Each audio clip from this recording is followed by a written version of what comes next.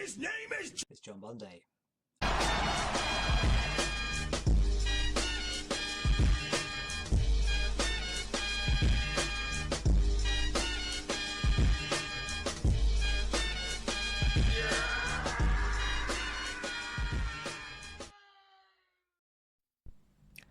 It is Friday, the 9th of May, and RPG number 4 is finished, and it is Breath of Fire on the PlayStation 1.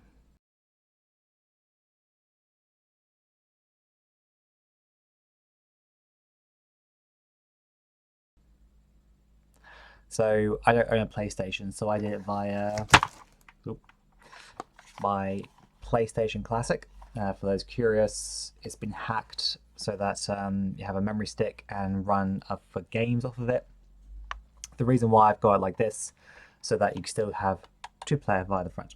But Breath of Fire 4 isn't a two-player game. Anyway, so for last year's 12 RPG challenge, I played Breath of Fire 3. And I said in that video that it was where Final Fantasy VII was a revolution between 16-bit and 32-bit, like 2D to 3D RPGs.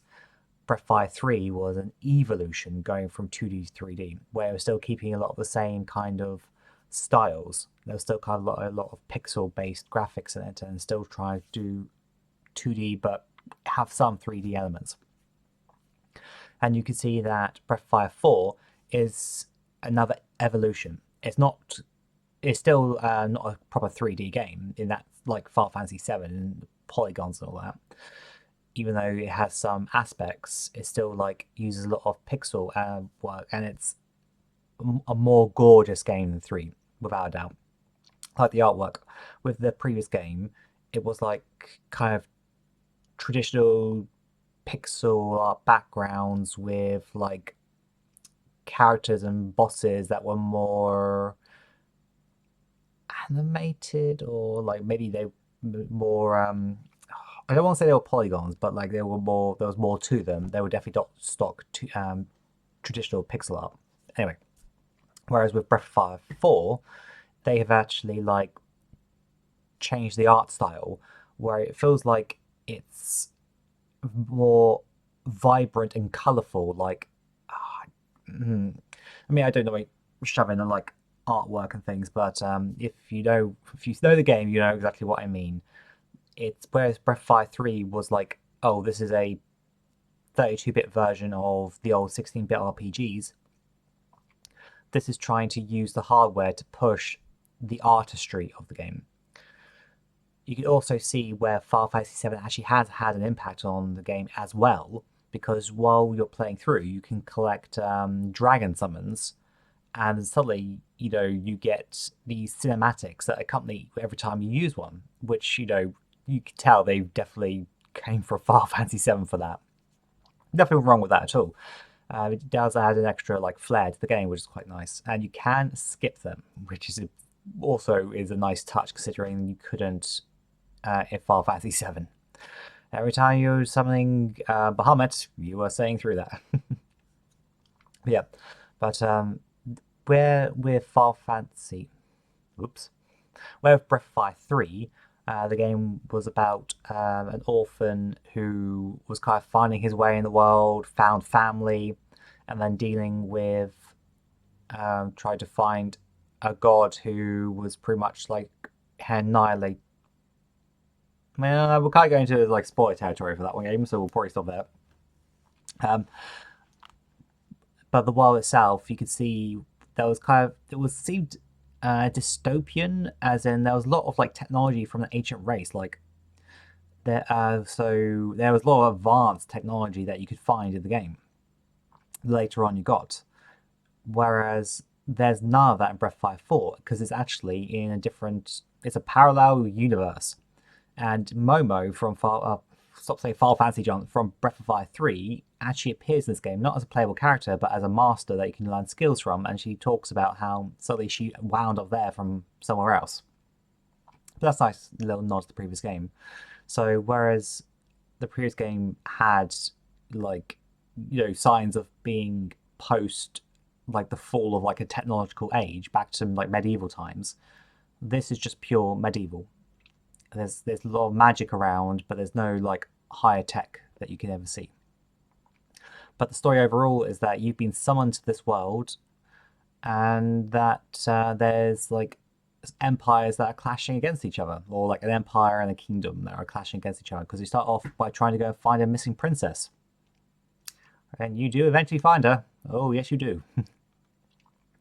But it's the journey along the way. And so, speaking with Stuart, Generation Pixel, his favorite of the two is Breath of Fire 3, but he said that he could see why people prefer 4.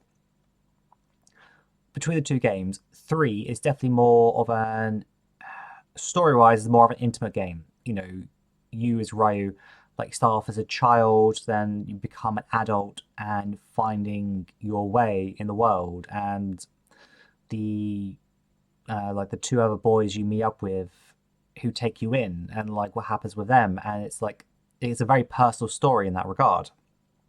It's about you trying to find your way. Whereas with Breath of Fire 4, you're kind of swept up into the machinations of the world happening around you. So don't be wrong, like they care about you and try to figure out what you need to do, but you are following along with what they need to do. You're there until like the Empire decides they want to find this dragon as well, but but you are still involved with their storylines. So yeah, it's definitely less of a personal game. But if I was going to choose to replay one of them, I think I'd probably prefer to replay 4.